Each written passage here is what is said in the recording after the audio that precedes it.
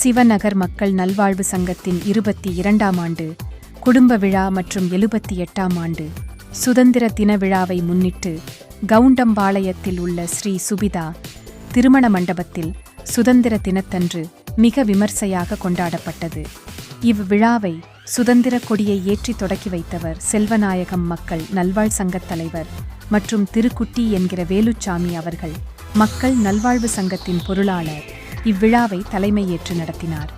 வரவேற்புரையை okay Rajasekaran சங்கத்தின் செயலாளர் மற்றும் இவ்விழாவில் சிவநகரை சேர்ந்த அனைத்து மக்களும் கலந்து கொண்டு விளையாட்டுகளும் விளையாடி மகிழ்ந்தனர். மாலை 5 மணி அளவில் பொது வாழ்விலும் குடும்ப வாழ்விலும் சிறந்தவர்கள் ஆண்களா பெண்களா என்ற சிறப்பு பட்டிமன்றம் விழா குழுவினரால் நடத்தப்பட்டது. இதற்கான நடுவர் பாலகிருஷ்ணன் அவர்கள் தலைமையில் நடந்தது மற்றும் குழந்தைகள் பெரியோர்கள் அனைவரும் ஒன்று சேர்ந்து குடும்ப விழாவை சிறப்பித்தனர். விழாவில் கலந்து கொண்ட அனைவருக்கும் குட்டி என்கிற வேலுசாமி 17வது வார்டு திமுக கழகச் செயலாளர் நன்றி தெரிவித்தார்.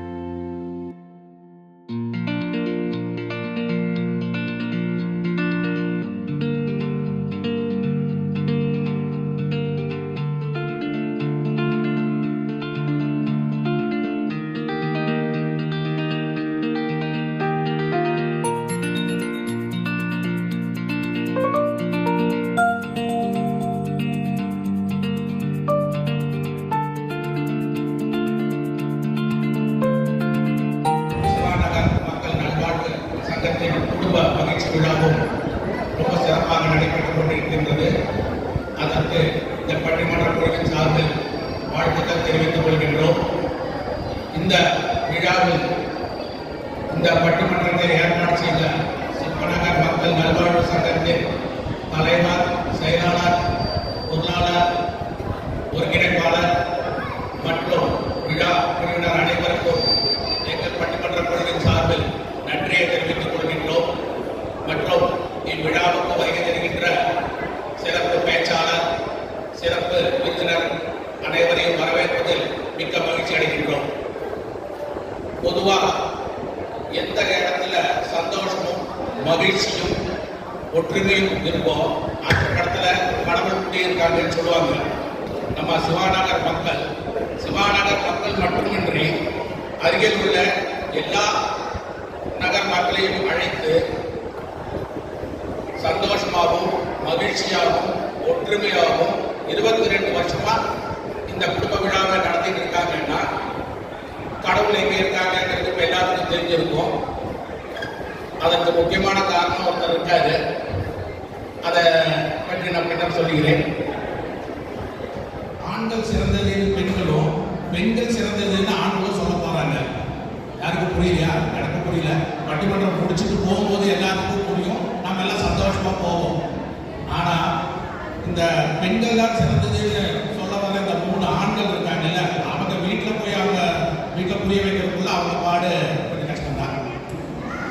அதுக்கப்புறம் இப்போ நம்ம பட்டிமன்ற பேச்சாளர்களை அனைவருக்கும் அறிமுகப்படுத்துகின்றேன்.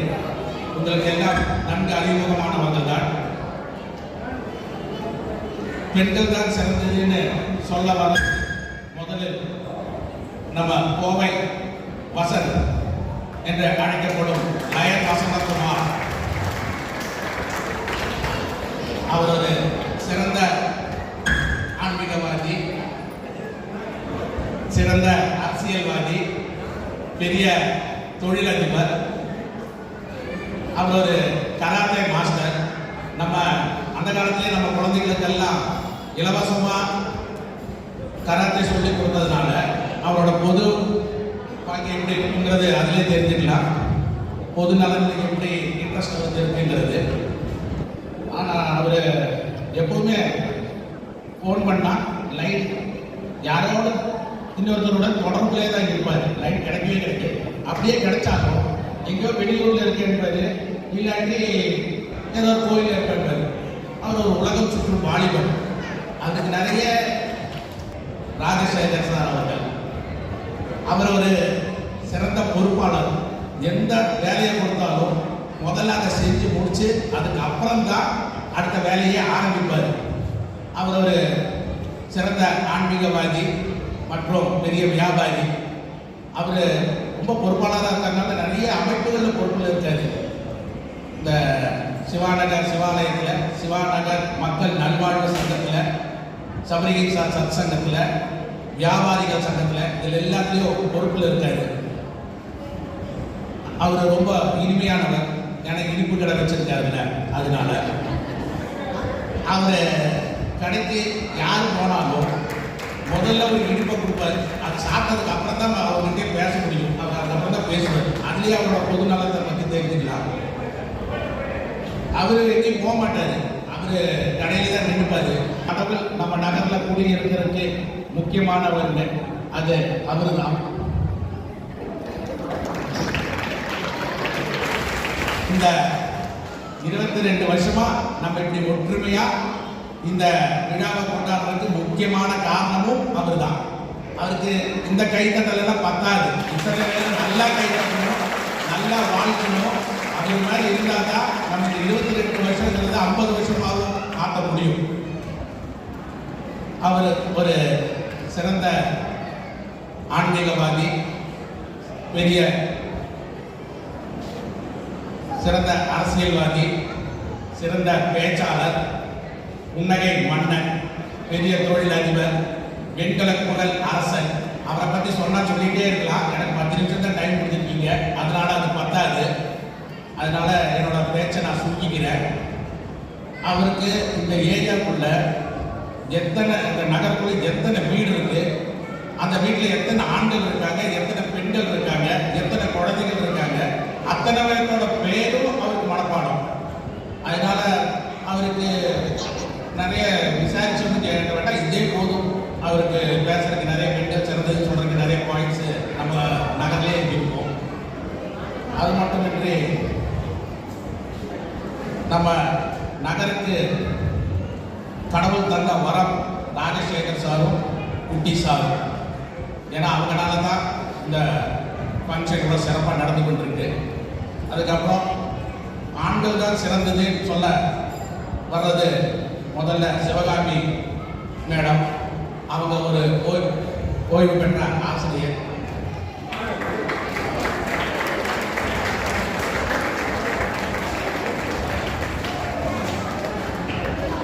இருக்கிற தொழிலேயே முதன்மையான தொழில் ஆசிரியர் தொழில். ஒரு தாய் 10 மாதம் தன் கருவில் சுமந்து ஆண்கள் தான் சிறந்ததுன்னு எப்படி சொல்ல வர்றாங்கன்னு பார்ப்போம். ஒரு காலத்தில் நம்மெல்லாம் படிக்கிற காலத்தில் நம்ம போகும்போது கடவுள்கிட்ட வேண்டிட்டு போவோம். இந்த மாதிரி இந்த ஆசிரியர்கிட்ட நம்ம அடி வாங்கக்கூடாது, திட்டு வாங்கக்கூடாது. இப்போ காலம் மாறி இன்னைக்கு ஆசிரியர்கள் கடவுள்கிட்ட வேண்டிட்டு வர்றாங்க, பசங்ககிட்ட எந்த பிரச்சனையும் ஆயிடக்கூடாதுன்னு சொல்லி. அவங்க ஆண்களை பற்றி என்ன சொல்ல வர்றாங்கன்னு பார்ப்போம். அடுத்தது சுஜாதா மேடம்.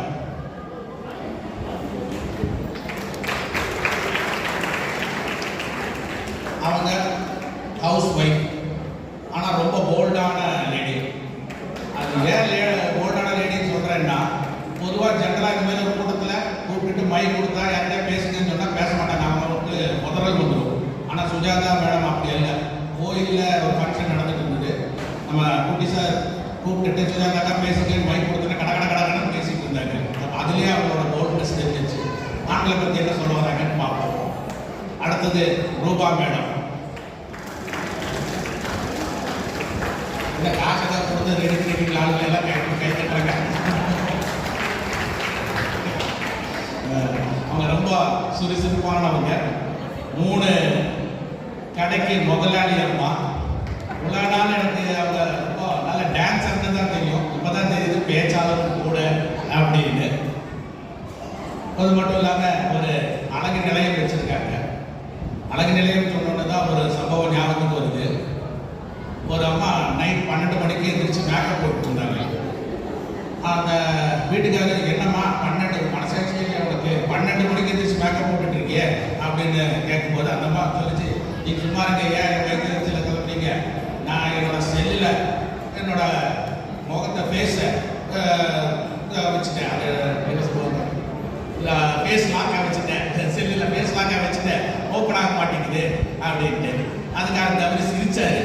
அது ஏன் சிரிக்கிறீங்கன்னு கேட்டதுக்கு, இந்த செல்லுக்கே உங்களோட ஒரிஜினல் முகத்தை பிடிக்கல, திறக்க மாட்டேங்குது, அப்போ என்னோட நிலைமை நடத்தி பார்த்தியா அப்படின்னு. அது என்ன பிரச்சனைனா, அன்னைக்கு காலையில் தான் ரூபா மேடத்துக்கிட்ட போய் அழகு நிலத்தில் போய் மேக்கப் போட்டு வந்திருக்காங்க. மேக்கப் போட்டு அந்த செல்ஃபி எடுத்திருக்காங்க. மூஞ்சி நல்லா இருக்கேன்னு சொல்லி அதில் ஃபேஸ் லாக்காக போட்டாங்க. அதுக்கப்புறம் பார்த்தா சாயங்காலம் வாரத்தில் நீளத்தாயம் எழுந்து போச்சு. அது ஓப்பன் ஆக மாட்டேங்குது. அதுக்கப்புறம் அங்கே என்ன பிரச்சனை நடந்துருக்குங்கிறது எல்லாரும் யோசிச்சுக்கலாம். அதனால இந்த மாதிரி நிறைய பெண்களாக வந்ததுனால உங்களுக்கு ஆண்களை பற்றி பேசிப்பாங்க இல்லையா, அதனால தைரியமாக ஆண்கள் தான் சிறந்ததுன்னு பேச வந்திருக்காங்க போல் இருக்கு. இப்போ ரூபா மேடம் தான் ஆண்கள் தான் சிறந்தது ஃபர்ஸ்ட் ஆரம்பிக்க போகிறாங்க. ஆரம்பிக்கிறது ரெடியா பேசுகிறோம். மூணாயி மீதாயி உண்மையுமாய் இன்மையுமாய் போனாயி யான் என்றழைத்தவர்கள் கூத்தாண்டி நின்றவனே என் சொல்லி வாழ்த்துபவனே எல்லாம் வல்ல பரமொரு ஆகிய சிவபெருமானின் பாதம் தொட்டு சபையோரையும் அவையோரையும் வணங்குகிறேன். நடுவர் அவர்களே, இன்னைக்கு ஒரு சிறந்த தலைப்பு, ஆண்களா பெண்களா என்று ரொம்ப நாளா இது நடக்கிற தலைவர் அவர்கள், பெண்கள் தான் உயர்ந்தவர்கள் என்று இந்த பட்டிமன்றத்தின் மூலமா இன்னைக்கு ஆண்கள் தான் சிறந்தவர்கள் என்று உலகம் முழுவதும் நிரூபணமாகிறது. தாயின் சிறந்த கோயில் இல்லைன்னு இங்க வந்திருக்கவங்க இங்க பேச வருவாங்க, சொல்லுவாங்க நடுவர்களே, உண்மைதான், இல்லைன்னு சொல்லுவாங்க. ஆனா அந்த கோயில நிர்வாகம் பண்றது ஒரு ஆண். நீங்க நம்ம குட்டியை நான் பார்த்தீங்கன்னா உள்ள போறாங்க.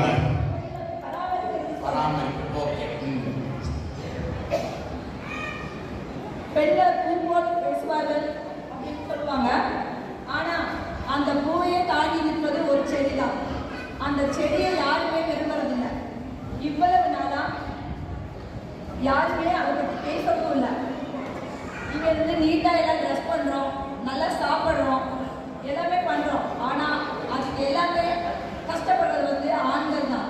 வெயிலில் மழை அந்த மாதிரி எதுவுமே பார்க்காம, ஆண்கள் இரவு பகல் அந்த மாதிரி பார்க்காம கஷ்டப்படுறதுனால தான் நம்ம இவ்வளோ அழகாக ட்ரெஸ் பண்ணிட்டு நல்லா நீட்டாக நினச்சதெல்லாம் சாப்பிட்டு அந்த மாதிரி ஜாலியாக என்ஜாய் பண்ணிட்டு இருக்கோம். நான் ஒரு இடத்துல கேட்டேன், இந்த மாதிரி மேக்கப் போட்டுட்டு இருக்கீங்களே, உங்களுக்கு 42 ஐட்டம் வச்சிருக்காங்களே, ஆண்கள் வெறும் 3 ஐட்டம் தான், சீப்பு சோப்பு இதோட ஏமா அப்படின்னு கேட்டேன். இல்லாட்டி வேற ஆளை செட்டப் பண்ணி போயிடுவாங்க அப்படிங்கிறாங்க. அது என்ன